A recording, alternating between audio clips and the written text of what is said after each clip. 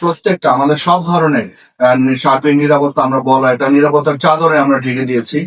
এবং আমরা বলে দিয়েছি যে নিরাপত্তা বিঘ্নিত হবে এমন কোনো ব্যক্তি বা এমন কোনো গোষ্ঠী যদি এরকম কোনো কার্যক্রম করে আমরা আর তাদেরকে কোনোভাবে সতর্ক করবো না, আমরা সরাসরি ব্যবস্থা গ্রহণ করবো। ইতিমধ্যেই আমরা প্রত্যেকটা আমি আমাদের সম্মানিত পুলিশ সুপার মহোদয় সহ আমাদের সমস্ত বাহিনীকে নিয়ে সারা জেলার সমস্ত জায়গায় আমরা প্রত্যেকটা প্রান্তে প্রান্তে ঘুরেছি মানুষজনের মধ্যে আস্থার জায়গাটা ফিরিয়ে আনতে, যে এবার নিরপেক্ষ ভেন্যুতে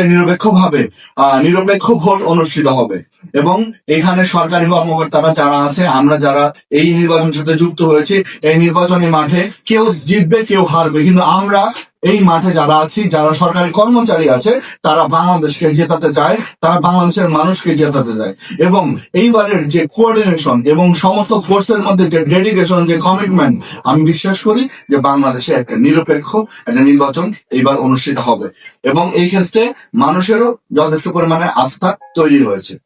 আইন শৃঙ্খলা বাহিনীগুলো স্যার কোনগুলো মানে কোন কোন পর্যায়ে তারা কাজ করবেন?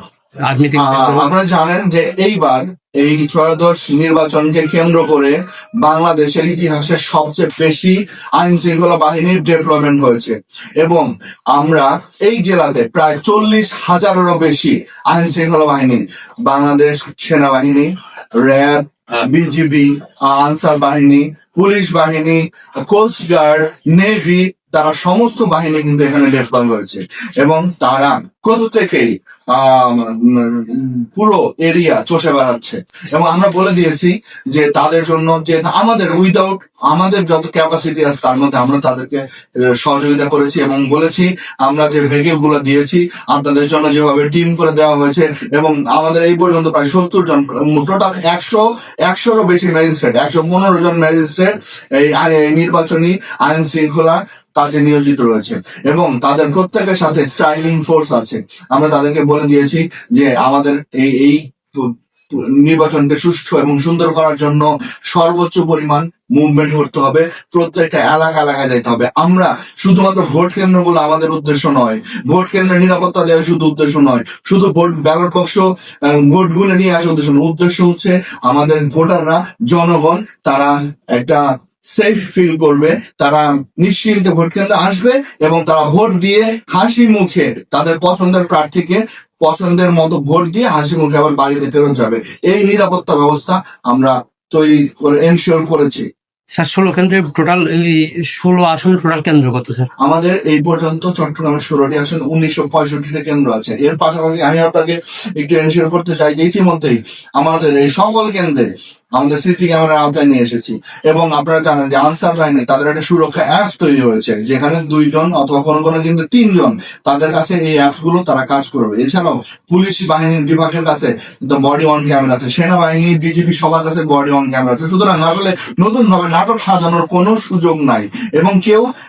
যে সেখানে কোনো কিছু সৃষ্টি করে পার পেয়ে যাবে সেটির কোনো সুযোগ নাই এবং এই যে এই অ্যাপস গুলো তৈরি হয়েছে এবং সেখানে সিসি ক্যামেরা আমরা রেখেছি তার একটা ডিভাইস আমরা সেন্ট্রাল ভাবে জেলাতে রাখিয়েছি যাতে কোনো জায়গায় কোনো কিছু হলে এখান থেকে এখানে আমাদের একটা মনিটরিং টিম আছে এবং সেই ডিভাইস গুলো থেকে তাদেরকে আমরা মনিটর করবো, প্রত্যেকটা কেন্দ্রকে আমরা মনিটর করবো এবং এখান থেকে আমরা নির্দেশনা দিব যদি দ্রুত কোনো কিছু অ্যাকশন নিতে হয়। স্যার এমনি ঝুঁকিপূর্ণ আপনারা নির্ধারণ করছেন বা দেখছেন? আমরা আসলে এইবার আমাদের যে ডেপ্লয়মেন্ট যেভাবে সাজিয়েছি আমরা প্রত্যেকটি সেন্টারকে আমরা গুরুত্বপূর্ণ মনে করছি এবং আমরা সেইভাবে গুরুত্বপূর্ণ এই জন্য মনে করছি যে আমার প্রতিটা নাগরিক তার ভোটের গুরুত্ব রয়েছে, প্রতিটা নাগরিক যেন ভোট দিতে পারে এবং তার সে সেফটি ফিল করে সে নিরাপদভাবে ফেরত আসতে পারে। সুতরাং আমরা স্পেশালি সবগুলো কেন্দ্রকেই একইভাবে একই সমান গুরুত্ব দিয়ে এবং সবচেয়ে বড় কথা আমরা বলেছি আমাদের কোনো কেন্দ্রে কোনো সমস্যা সৃষ্টি হলে সেখানে 5 মিনিটের মধ্যে যে কোনো একটা স্ট্রাইকিং ফোর্স উপস্থিত হয়ে যাবে উইথ ম্যাজিস্ট্রেট। স্যার আমাদের নগরীর 4টা আসন নিয়ে একটু বলবেন আর কি এখানকার প্রস্তুতিটা। আমাদের সমগ্র জেলা আইন শৃঙ্খলা পরিস্থিতি নিয়ে আমাদের সিএমপি কমিশনার স্যারের সাথে কথা হয়েছে এবং আমাদের অন্যান্য বিভাগ কমিশনার স্যার সহ অন্যান্য সকলের সাথে আমরা বারংবার বসেছি, আমরা আমাদের মতো করে প্ল্যান করেছি, প্ল্যান সাজিয়েছি। এখানে আমাদের সেনাবাহিনী, আমাদের বিজিবি, র্যাব সবাইকে নিয়ে এই প্ল্যান গুলো করেছি এবং কোনো থ্রেট আছে কিনা থ্রেট অ্যানালাইসিস করে আমরা প্ল্যান গুলো করেছি। সুতরাং আমি মনে করি না যে কোনো জায়গায় কোনো ঘাটতি রয়েছে। আমি শুধু আপনাদের মাধ্যমে এটা বলতে চাই যে এই নির্বাচন, আমরা যে নির্বাচন প্রত্যাশিত যে নির্বাচন, যেখানে জনগণের যে তাদের যে মতামত, সেই মতামতের অনেক প্রয়োজন, মতামতের উপর ভিত্তি করে বাংলাদেশের একটা নতুন কাঠামো তৈরি হবে। সেখানে আমরা অনুরোধ করব আপনার মাধ্যমে আমার সমস্ত সম্মানিত ভোটারদের, নাগরিকদের, তারা আসবে এবং আমরা তাদের নিরাপত্তা নিশ্চিত করেছি। তারা আসবে, তারা ভোট দিবে, ভোট দিয়ে তাদের মতামত, সুচিন্তিত মতামত তারা ব্যক্ত করবে এবং রাষ্ট্রকে একটা সুন্দর সিদ্ধান্ত গ্রহণে সহায়তা করবে।